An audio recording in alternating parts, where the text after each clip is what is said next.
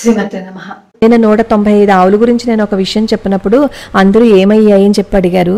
అయితే అది కోర్టులో వేశారు. హైకోర్టు ఏమో 20వ తారీఖుకి వాయిదా వేసిందనమాట.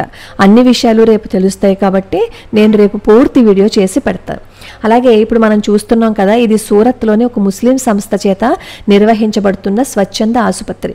ముస్లిమేతర అంటే హిందూ అనమాట. ఏ పేషెంట్కైనా ఫీజులోను మందుల్లోనూ రాయితీ ఇవ్వబోమని బోర్డు మీద రాసి ఉంది. ఉచిత చికిత్స మరియు ఉచిత మందులు ముస్లింలకి మాత్రమే. ఈ పాటికి అర్థమైపోయే ఉంటుంది కదా, నేనేమి వివరించి చెప్పక్కర్లేదు. అలాగే ఇప్పుడు ఈ పోస్ట్ చూస్తే ఎంత దారుణంగా వేశారో చూడండి. గోమాత మీద మసీదు బొమ్మని వేశారు. అంటే మనల్ని అవమానించడానికి కదా, మన వాళ్లే మనకి గోతులు తీసేస్తూ ఉంటే పక్క వాళ్ళని అనుకునే ఉపయోగం ఏముంది?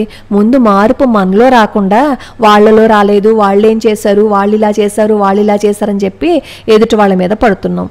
మార్పు మనలో రానంత వరకు ఎంతమంది హిందూ ధర్మం కోసం పోరాడినా అసలు ఉపయోగమే లేదు.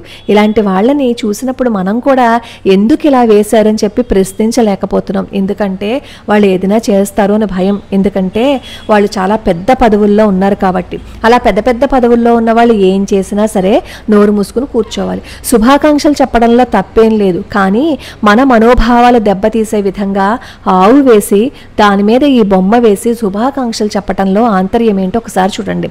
నిన్న కూడా ఒక గొర్రె మీద రామన్ రాసి దానిని బలివ్వటానికి తీసుకువెళ్తున్నారు. అలా తీసుకువెళ్తున్న పోస్టు సామాజిక మాధ్యమంలో వైరల్ అయింది కదా. అఫ్కోర్స్ దాని మీద ఏదో కేసు పెట్టారు, అది కేసు ఏదో నడుస్తుంది. ఇక నుంచైనా మారదం. మనకి విలువ ఇవ్వకుండా మనల్ని బాధ పెట్టే వాళ్ళ గురించి మనం ఎందుకు ఆలోచించాలి?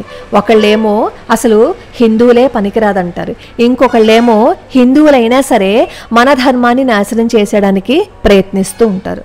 దయచేసి ఒక్కసారి మనల్ని మనం ప్రశ్నించుకుందాం. ఎదుటివాడికి ప్రశ్న వేసే ముందు మనం ఎంతవరకు మారం, మన ధర్మం కోసం మనం ఎంత పోరాడము అనేది ఆలోచించుకుంటే మన ధర్మం నిలబడడానికి కొంచెమైనా ప్రయత్నం చేస్తాం.